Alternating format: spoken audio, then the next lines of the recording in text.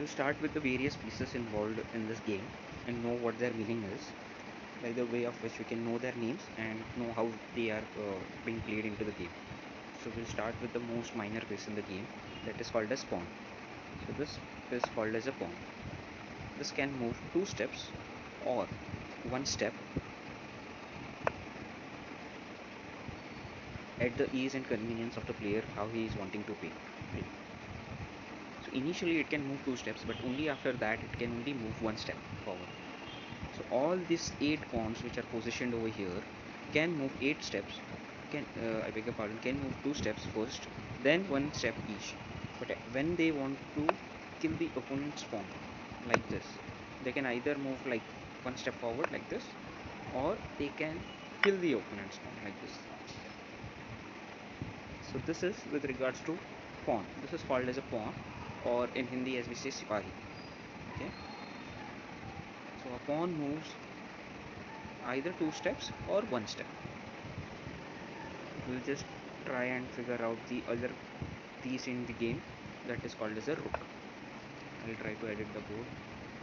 Take this rook over here. So rook can play straight. It only moves straight, like this, in this file, in this row, or in this column.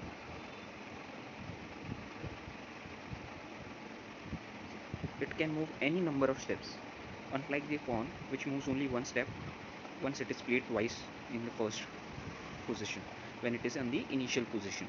This, it can kill anyone which comes in its way. So if your rook is over here and in front of it is a black pawn, it can kill like this.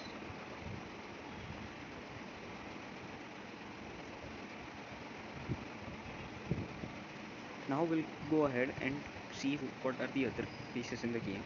This is a knight. A knight, in Hindi as we say it as a ghoda. Knight moves in L shape.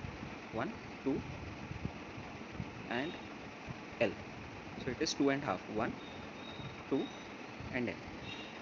Okay. In any of the directions, it will move L shape.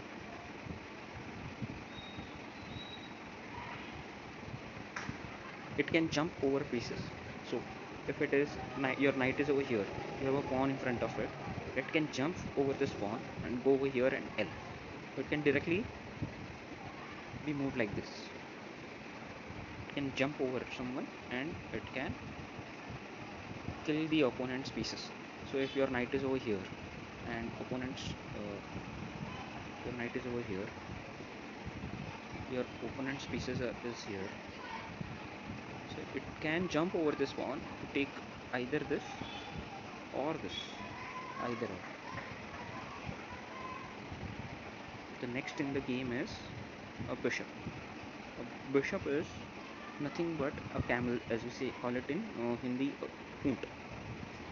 Camel moves diagonally cross. So there is a white camel and there is a black camel. White camel can only move in white squares. So it is over here, for example.